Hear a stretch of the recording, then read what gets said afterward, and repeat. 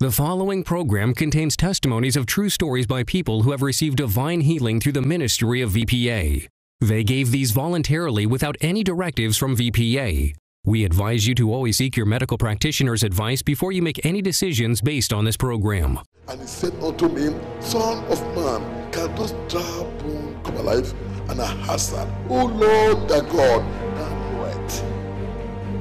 I prophesy upon you into your life that this year, every drop on your life, every drop on your marriage, every drop on your business, every drop on your ministry, every drop on your finance, every drop on your body shall come alive now. I say it's coming alive now. If I hear shout Jesus!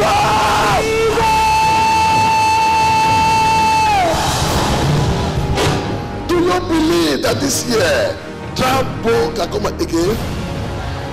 Do you believe that whatever is dead in your life can come back to life now? Do you believe your ministry can receive fresh fire? Do you believe that your business can come revival? Do you believe your finance can wake up? Do you believe that your dry bone can rise again? Ezekiel 37 verse 4 to 5 said, Again he said unto me, prophesy upon those bones, and say unto them, O ye dry bone, hear the word of the Lord. Thus said the Lord God unto the dry bone, Behold, I will cause breath to enter into you, and you will live again. Shout Jesus! Jesus! What a mighty God we serve, Daddy. Your son came here with cancer in December. Yes, Daddy. He came to see you. He thought all hope is gone. He's stuck into the deliverance since December, constantly. Today, the cancer is shrink. Shout Jesus! Wow. Let it talk. Sit down. Shout Jesus! Jesus! Shout Jesus! Jesus! Shout Jesus! Jesus! Yes! Ah, did you came here? You came here with explain how you your outlook.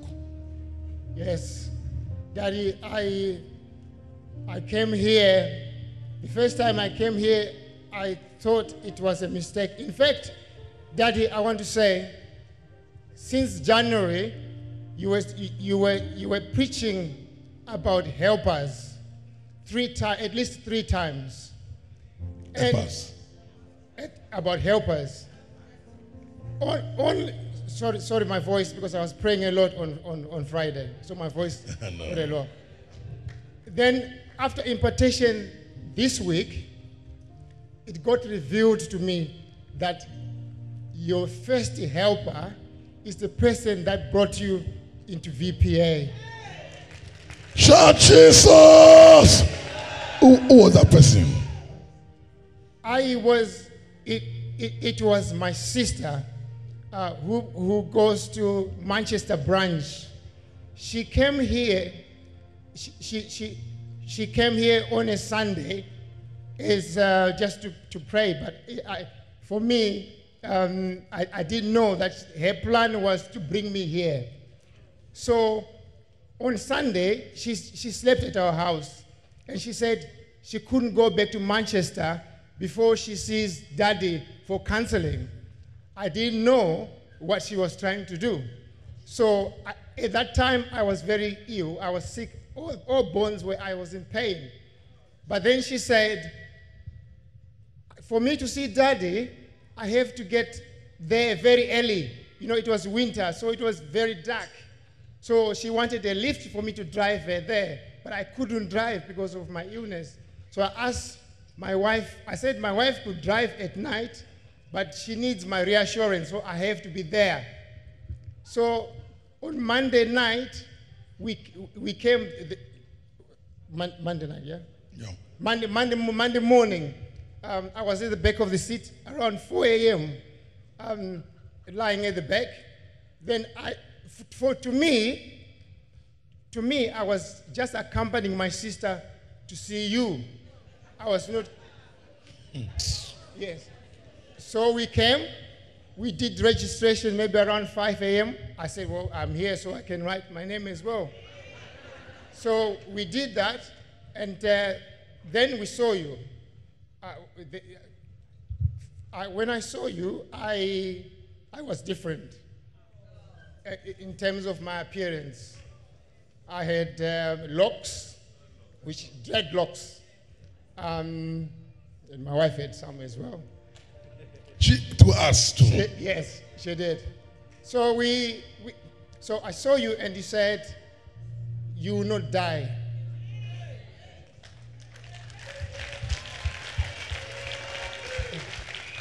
So at that time, when I saw you, I'll be honest with you, all these bones, I feel like everything was torn apart, and the pain was too much. And I didn't know what it was at the time. The doctors had done tests and tests. I had some bowel obstruction, but I didn't know at the time what it was. So you said, go and do your deliverance straight away. Unfortunately, I couldn't do deliverance that week. But what surprised me was I bought the 3-in-1. I used it on Monday, Tuesday, Wednesday. I told her, I don't know what's going on. Shout Jesus! Jesus was going on. So I hadn't taken any medication, no medication. I felt the strength. I felt the pain. It had eased. The pain was going. I felt strong. I said, what is going on? 3 days. So the next week, then that's when I got to do the deliverance. I started the deliverance. Then early in January, the doctors then called me back and said, we have concluded our investigations. And sadly, we need to tell you that you have got cancer. The doctor was even more sadder than me by telling me he was already like he's mourning my death at that point. Say, God forbid. You see, the doctor was already mourning his death. So, because it has spread around. So the only thing I remember telling the doctor was, my God will change my story. And each time I see her now, she reminds me of that. So I panicked when they told me that, and I rushed to Daddy again. And I got to see you, and he said, well, you are back again. What's going on? I said, Daddy, I'm sorry. I'm supposed to be coming here for a testimony, but no. Look what they've just told me. And they said it's bad news. Then you said, go and do what I got to tell you to do. You will not die.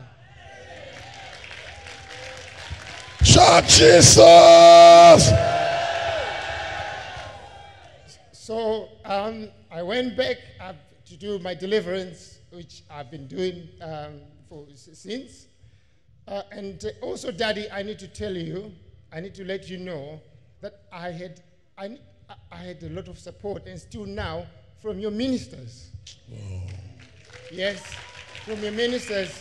So what I need to tell you now is, the first thing I need to tell you is, I am different from how you saw me last time. You can see I am strong now. I feel very strong, but that's not enough, Daddy. I went recently back to the doctors, and they did the same scan they did in December. And then they said, we've got good news for you, and you don't know what's going on. Shout Jesus! Wow. But look at your face. Look at your appearance now. Thank you, Daddy. Look at how you look now. Thank you, Daddy. How do you see your husband now? Look at his skin. I'm so happy. I don't know what to say to you, Daddy. Coming to this church changed everything. I was through a lot with him. Every day hearing him say, I'm in pain, I'm in pain. It was too much. Stop crying. You're God. What to make? Look at church. I know what it means when you know that the one you love is going. This is what you expect. So she was going through a lot. So what are you talking about now? I just celebrate your God. I honor your God. God is in this house. God is in this house.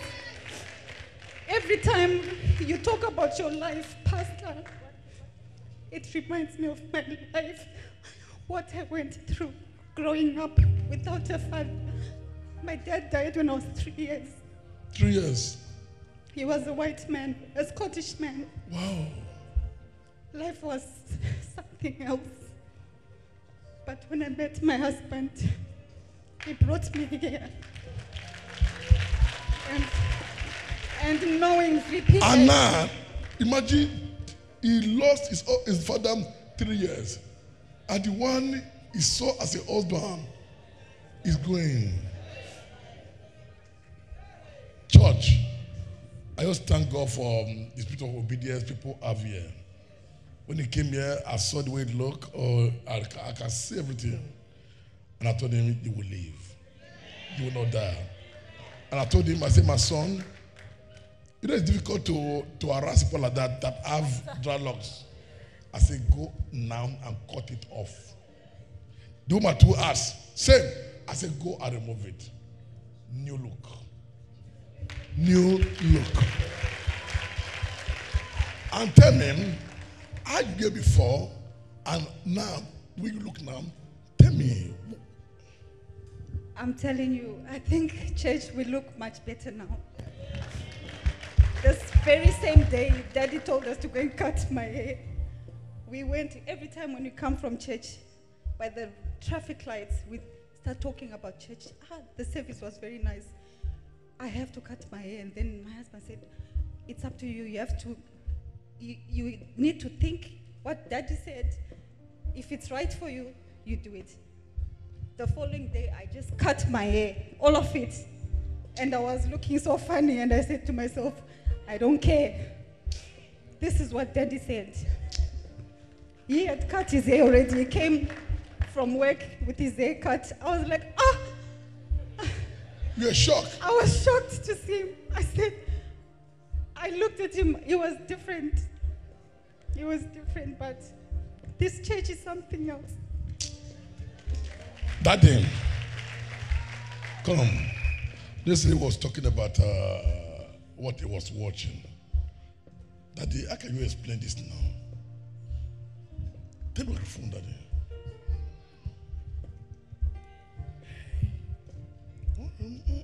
Honestly, I was telling my daughter Clara, I said, nowhere I've been in the world that I see miracles happening like this. This that you're saying is a friend of all top pastors. This is not normal. What God is doing here. You know what?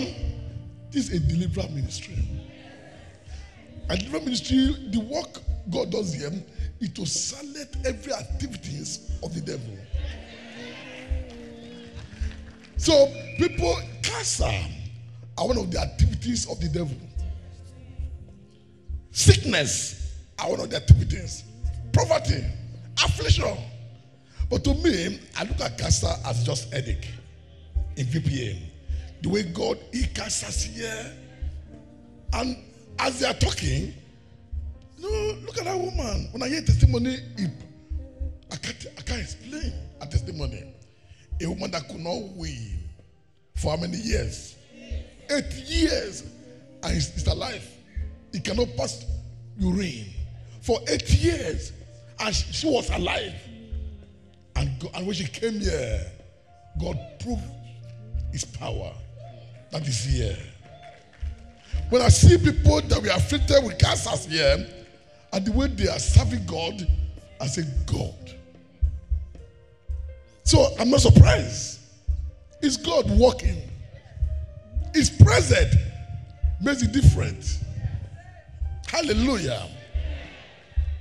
He said, daughter, that was mourning you, saw you again, and they are shocked.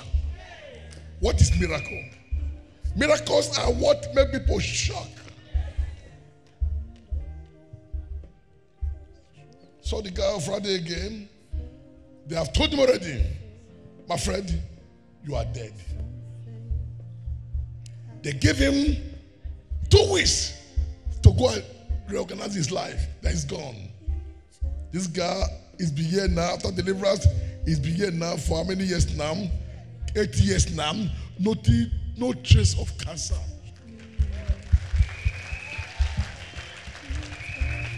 Your sister, now you will laugh just now.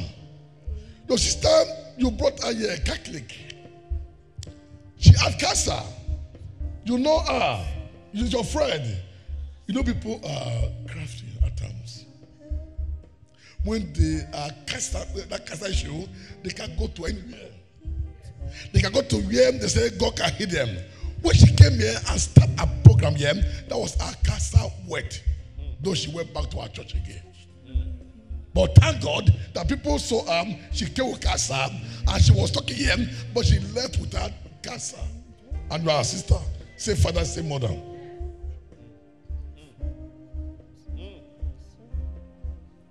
Cancer is what you hear, and your life will be, you're already dead.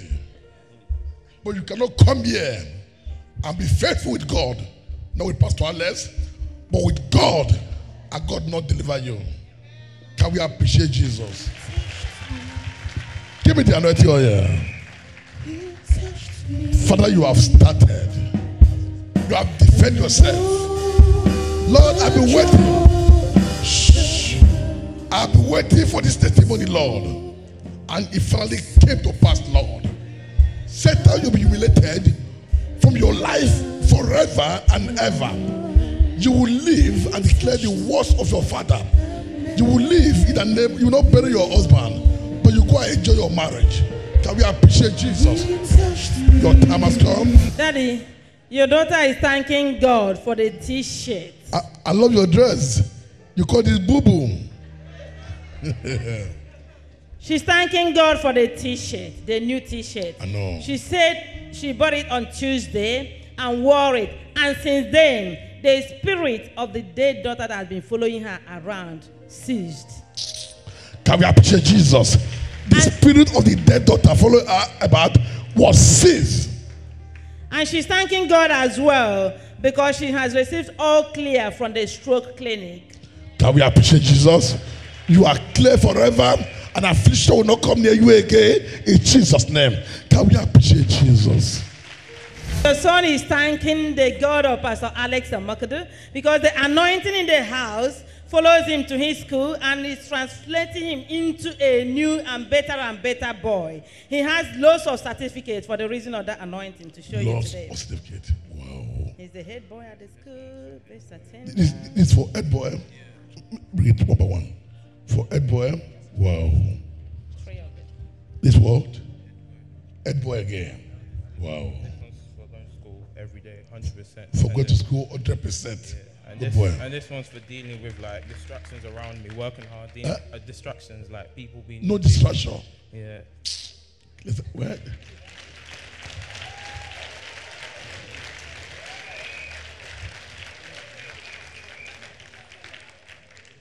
Everything is there. No distraction award. He goes to school every day, 100%. Everything concentration, 100%. And is the head of the.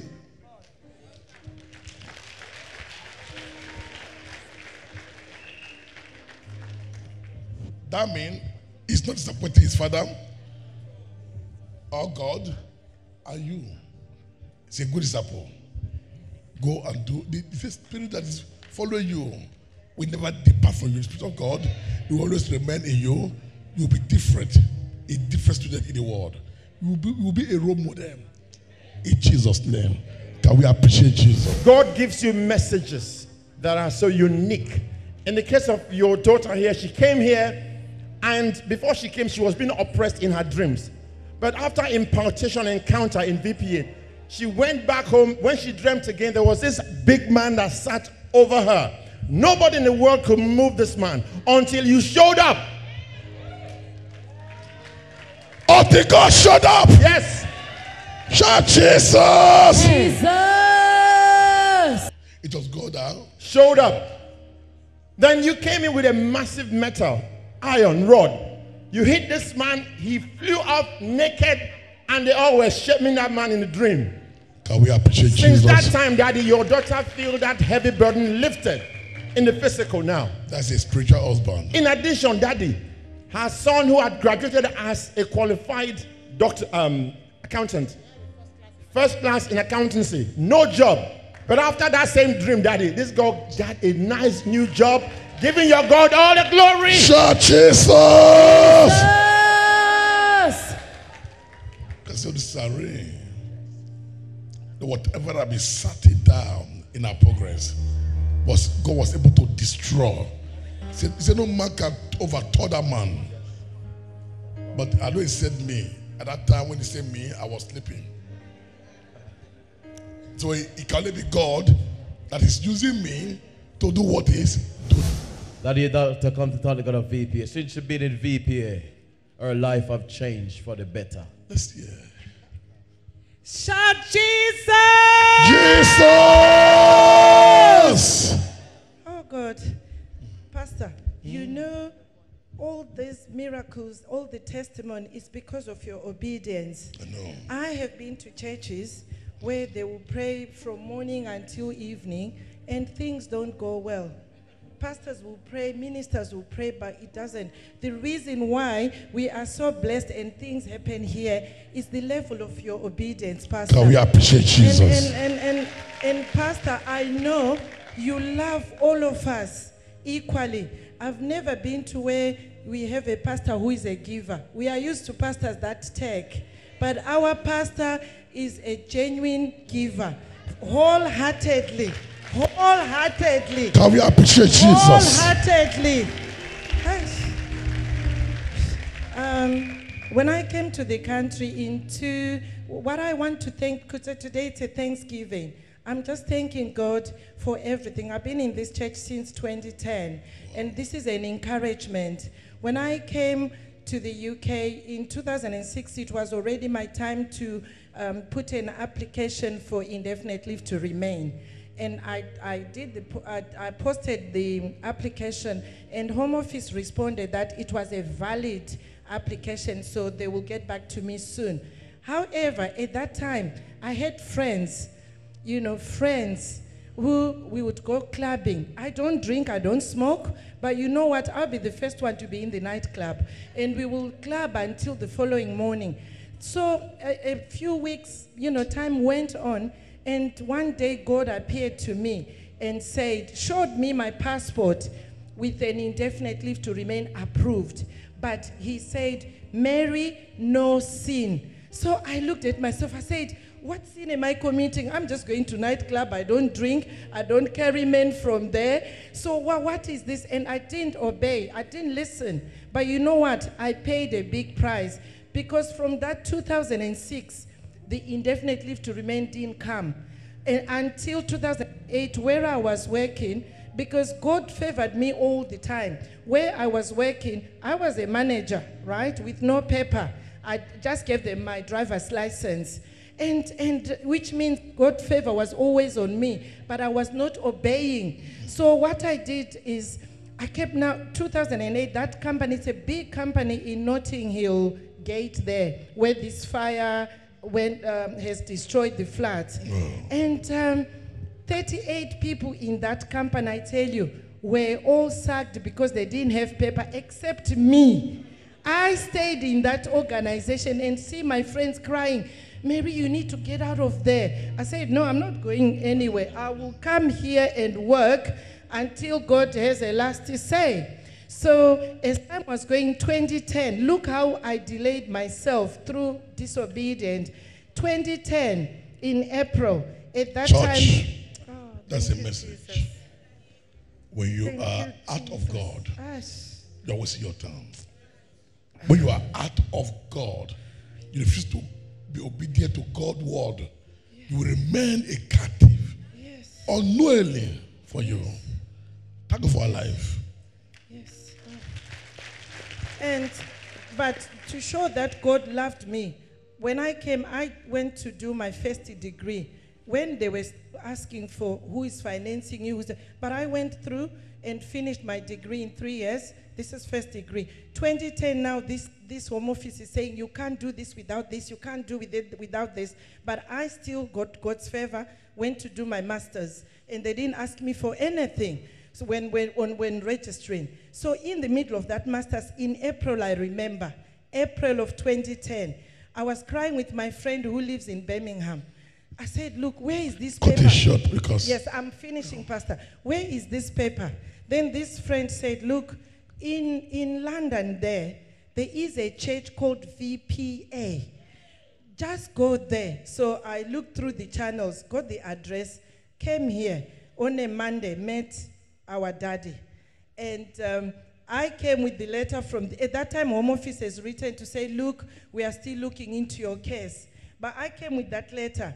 And Daddy did not, those days, there would be 500 people to see Daddy. Yes. I was 104 on the day. 104 to see Daddy. You'd come really 4 a.m. And by the time he saw me, he just said, oh God, it's marital. I said, Pastor, I haven't come for marital. He didn't give me time to explain. I just gave him the letter from the Home Office because they had said, we will get back to you later. And he just lifted. He said, go and start your deliverance. But because I've learned what I've put myself into, I started deliverance. At that time, I'm already doing my master's. I can tell you, church, 5 days into that deliverance, my Home Office paper came. 5 days. 5 days into the deliverance, but God answered. 5 days. The journey of 360. He stepped his feet where God is, and he came to him.